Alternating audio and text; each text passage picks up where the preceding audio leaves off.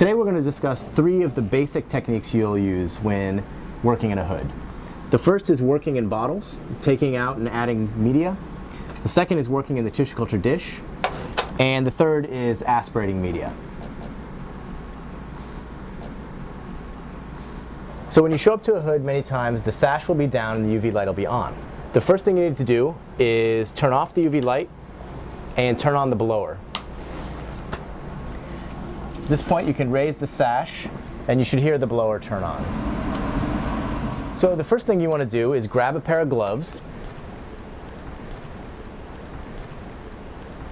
Before you get anything in the hood, you want to spray it down liberally with ethanol and wipe down.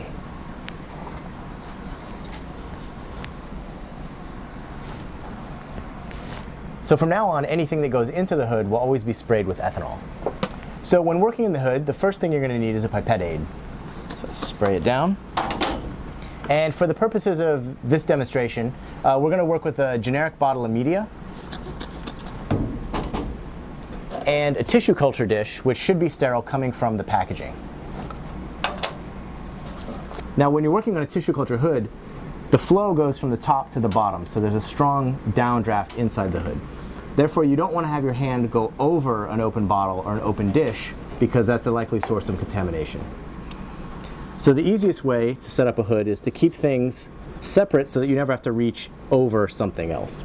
So because of the strong downdraft in the hood, you generally want to keep the lids on your items as long as possible and only open them temporarily when you're going in a bottle or into or out of a tissue culture dish.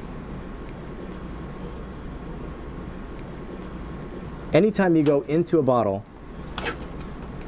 you want to tilt it so that your pipette hand is not over the mouth of the bottle.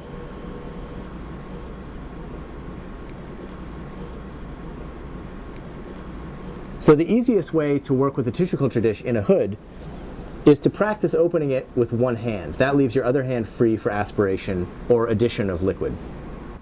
Grab the dish with one hand, holding the lid with your index finger and the bottom with your middle finger, and then your thumb holds both of them on the back side. This way also you minimize the time that the media is exposed to that strong downdraft where you may get some kind of contamination. Now when adding, you want to grab the plate, again open it slightly and add media to the wall gently so as not to disturb the cells that are adhering to the dish.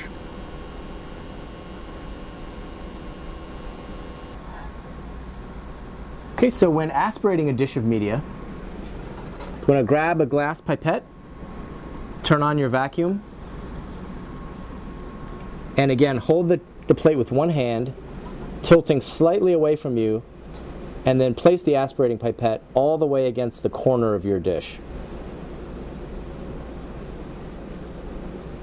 Again, you're trying to keep the dish open just enough to get the pipette in, and as soon as it's dry, you want to close it and remove the glass pipette.